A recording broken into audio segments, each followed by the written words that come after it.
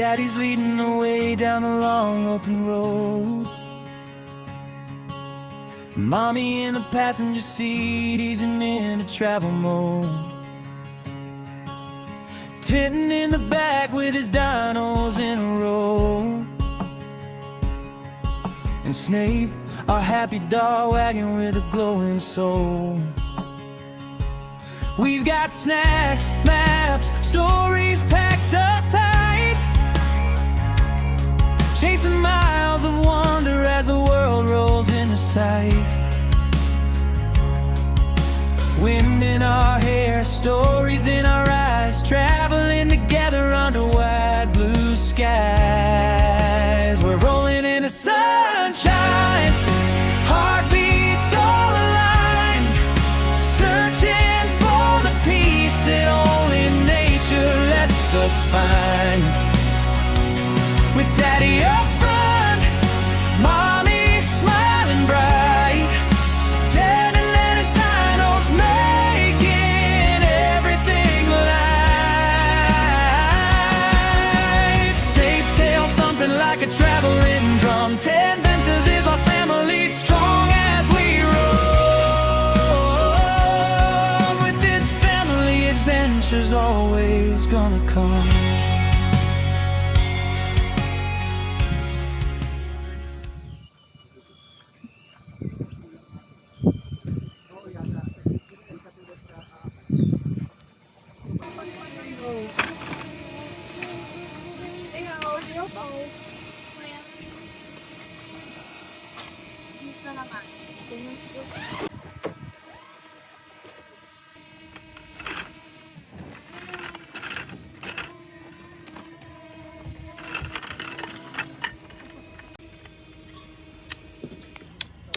Isa pa lang, peg. Anong hindi? Pag hinawakan ko yan, nag-count na makakayo. Electric pa.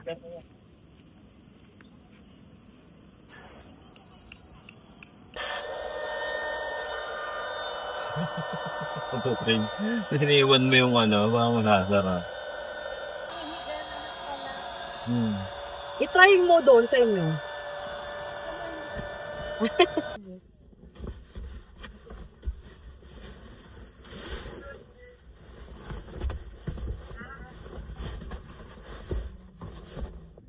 Oo naman.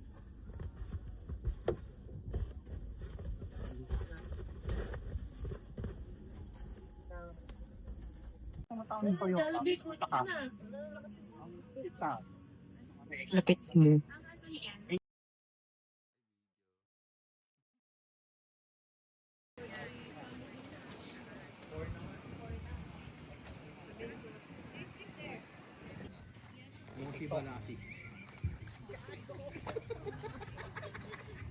Si Ate Karen nga kukuron.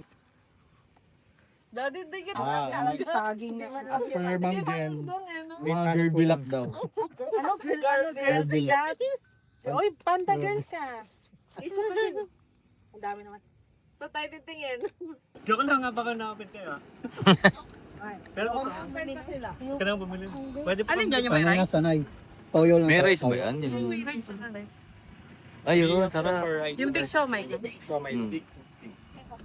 Hinuli mo na sila Misyong. Huwag niyo pong ubusin. Walang umorder, grabe. Hindi, okay lang yan. Hindi ko bayaran yung gulaman kanini. Hindi po yung kalamansi. Naiintindihan ko. Malakas naman ang toyo niyan. Ay, hindi na kailangan. Hindi na ibenta oh. Kanina itong gulaman pala like. Sa akin po, dalawa daw eh. Sorry pa. Dalawa po. At kaya na yung hindi kumain. Ito na lang. Pwede kayo pag-dining dyan. Kung ma-pressure lalo sila. Oo nga. Eh kasi ang gulo mo. Magulo ka daw. Tayo-tayo nito, ito kayo magulo yan. Bibili pa ako isa. Sarap. Ay, Jollibee. Hindi pa natitlo. Masarap na agad. Mas masarap to. Diba pwede bidaan saya? Nasaan dome ka? Tapos si Sir Mike, wala pa. Daw, wandering with Misa and Gian, hindi tumutulong. Diba naka-cross? So, dapat ito. Ay, dapat sa kabila yan ano? Hi.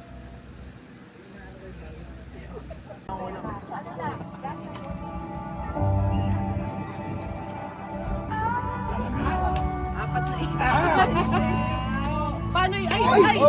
Wala na. Napaghahalata yung bunga. Hindi, yung mga gears kasi namin. Ay, wala na. Hindi pa nga. Wow, sticker.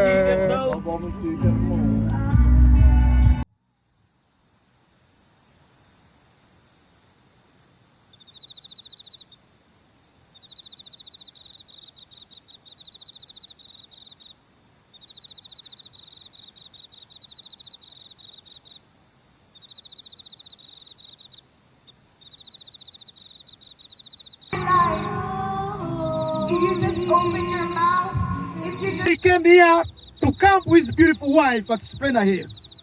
Some of you have been having questions, what happened? Today and tonight, Brother Edwin is here. Magandang gabi po sa inyo lahat. Magandang gabi rin sa mga kaibigan ko na nagpunta dito ngayon para ma-witness to. Magandang gabi rin sa mga campers na nakakilala namin. Ang pangalan ko ay Edwin. Kami yung Camp and Brew or Camping Cooking Idea. Meron kaming isang anak ni Ann. Una sa lahat, maraming salamat sa inyong lahat. Sa mga messages nyo, sa mga comments ninyo. Random namin ang pagmamahal nyo. Gusto ko ring humingi ng apology. Kayo ang naging sumbungan ko.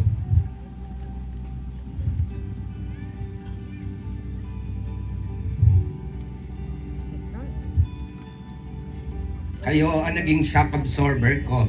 Social media naging playing room ko sa mga panahon ngayon. Alam ko kasi kayo lang ang makakahintindi ng camping lifestyle. Ang koneksyon ng tao sa kalikasan. Bago kami iniwan ni Ann, natupad namin ang mga pangarap niya. Una, nagkaroon kami ng pickup truck. There's only one option, kailangan 4x4. Kasi yung una naming ginagamit for camping, maliit na sasakyan, limitado yung mga lugar na napupuntahan namin. Dahil sa sobrang connection ni Ann sa nature, so gusto niya na pumunta kahit sa mga slum area na hindi napupuntahan ng mga regular na sasakyan. Pangalawa, kailangan magkaroon kami ng malaking tent na kailangan na hindi na siya yuyuko o kailangan komportable kaming matulog sa loob ng tent at meron pa siyang maliit na lounge inside the tent. Pangatlong pangarap, kailangan makapunta kami sa isang pinakamalamig na parte ng Pilipinas sa tamang season, which is nagawa namin in January 10 to 13. We went to Sagada to camp. Hindi ko alam kung paano umakyat ng Sagada dahil hindi ako sanay mag-drive ng technical. Ang ginawa ko, naghanap ako ng grupo na pwede naming samahan, kaya nakasama namin yung Pampanga Campers Club. We are 17 rigs, more than 60 people, na sabay-sabay kaming bumiyahe papuntang Sagada. Habang bumibiyahe kami papuntang Sagada, the group chose the road from Ilocos Sur, which is the historical Besang Pass sa may Cervantes. Mahirap yung daan kung ako mag-isa, hindi ako maglalakas ng loob. Pero dahil yun ang pangarap ni Ann, umakyat kami ng Sagada. At naranasan niya yung pinakamalamig na naranasan niya sa buong buhay niya dahil hindi pa kami nakakapag-abroad na magkasama, which is inaabot niya yung 11 degrees centigrade. Nung nasa Sagada kami, nagre-reklamo siya sa lamig, and then pabiro kong sinasabi sa kanya, gusto natin yan, di ba? Pang-apat, si Ann ay sinilang sa Cagayan. Pero lumaki siya sa Batangas. Meron siyang mga natatandaan ng mga childhood memories na kung saan doon nang nag-start yung pag-iisip niya. And pangarap niya na makabalik kami ng Cagayan na kasama ako. Which is nagawa namin in January 21 and January 21 to 25. Nakagala kami sa Cagayan. Nagpunta sa mga lugar na mga tourist spot nila kagaya ng Gabor-Gabor, Calao Chapel Cave. Tuwan-tuwa. Doon ko nakita kay Ann yung sobrang tuwa niya. Sa loob ng isang buwan, simula nung Car Camping Philippines Anniversary sa Santillana, naka-anim na biyahe kami.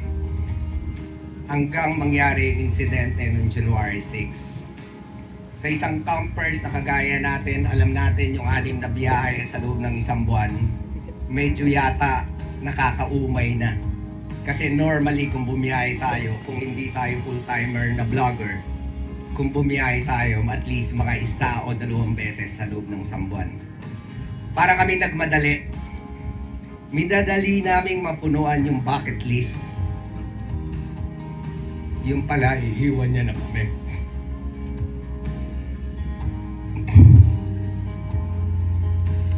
Yung pala, paalis na siya. So at least na-experience niya yung mga ilan sa mga bucket list niya. Sa loob ng 17 years naming magkasama bilang mag-asawa. At yung anak namin is turning 15 years old this coming March. Bilang nanay ni Adriel, araw-araw niya kaming pinipili. Hindi siya napapagod na pagsilbihan kami. Pagsilbihan ako bilang asawa, pagsilbihan si Adriel bilang nanay. May 2 duty si Ann. Duty niya sa trabaho, duty niya sa aming mag-ama. Pero mas palagi niyang pinipili kami. Maraming nagtatanong kung ano nangyari kay Ann.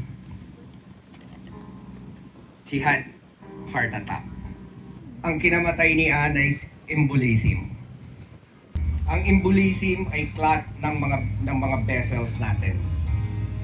Nagbara yung mga vessels niya ng lungs niya, kaya hindi na nag-produce ng hangin. Nung na-heart attack si Ann, hindi ako naniniwala sa kulam sa pool ng pagkabata ko, pero that exact moment, alam ko, nag-toothbrush lang ako in less than 3 minutes. Pagbalik ko, gano'n na itsura niya. Iniisip ko na kinukulam siya. Kasi ang ganda ng kwentuhan namin bago ako tumayo. Inabutan siya ng 20 hours sa ospital bago siya binawian ng buhay. Sobra ako nagpapasalamat sa camping community. Nung nakita ko na hindi na normal yung itsura ni Ann, tumitingin sa taas at kino-complain niya na masikip ang dibdib niya at nagnanam yung mga shoulder niya, sumigaw ako ng tulong.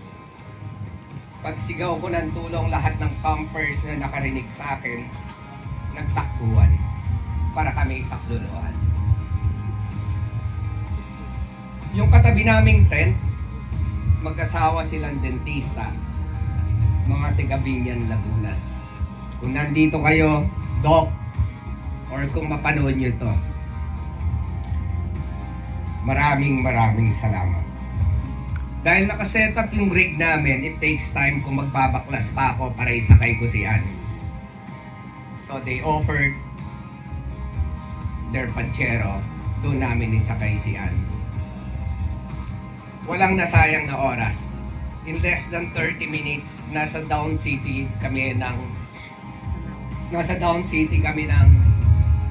what town is this? Tanawan. So, pagdating ni Ann sa hospital, bin-blood pressure siya, walang ma-detect na blood pressure kasi masyado nang mababa yung oxygen na pinuproduce ng lungs niya. So, wala nang oxygen na dumadaloy sa mga veins niya. Pero pag kinausap mo siyan, responsive. Pag nilapitan mo siya, kakamustahin mo siya, sabi niya, may nahirapan akong huminga. Until the last moment na ipasok siya sa ICU na nilipat namin sa Parañaque because there's no available ICU dito sa Tanawan. Hanggang sa kinausap siya ng anak ko. Ang sabi ng anak ko, sabi ni Adriel, "Ma, please, huwag mo akong iiwan. Hindi ko kaya." And is still responsive. Sinagot niya si Adriel without voice, but with none. Dahil ako, naiiwan ako dun sa hospital because there's so many na kailangan kong isettle. The hospital here in Tanawan. The mom of Anne and the eldest sister, sila yung kasama sa ambulance. Bago sa bumiyahe papuntang Manila, nakapag-usap pa kami. Sabi ko, "Mom, lumaban ka.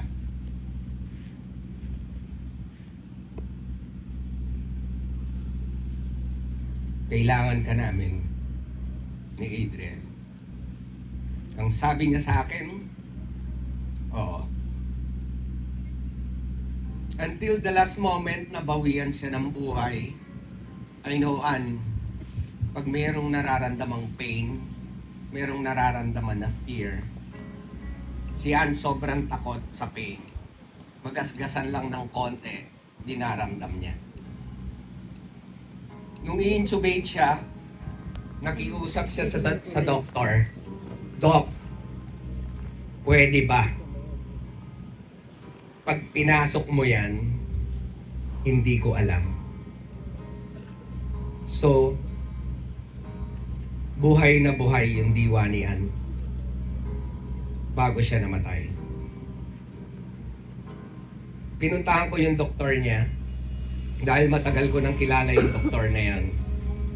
Inalam ko yung lahat ng mga nangyari about Ann. Tinanong ko kung nagawa yung pag-i-intubate. Ang sabi ng doktor, hindi. Ipapasok pa lang yung tube, nag-collapse na yung heart niya. That's what I expect.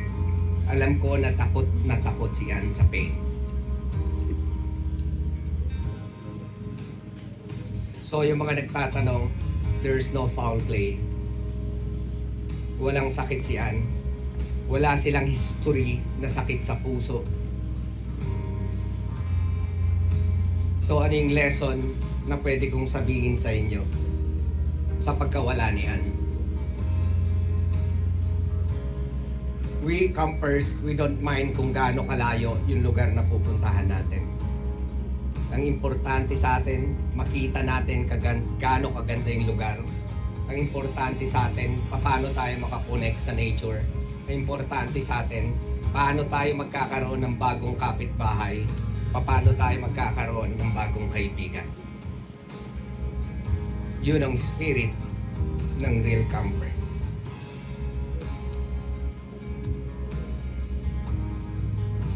Kaya,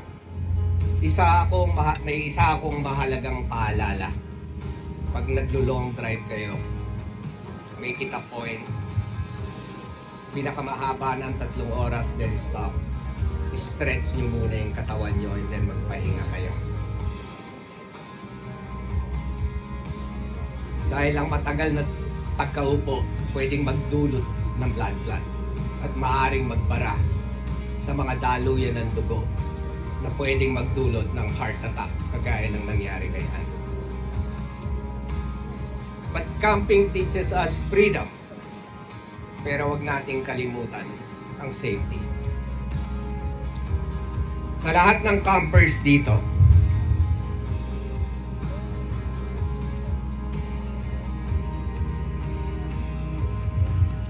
yakapin nyo ang mga mahal ninyo sa buhay.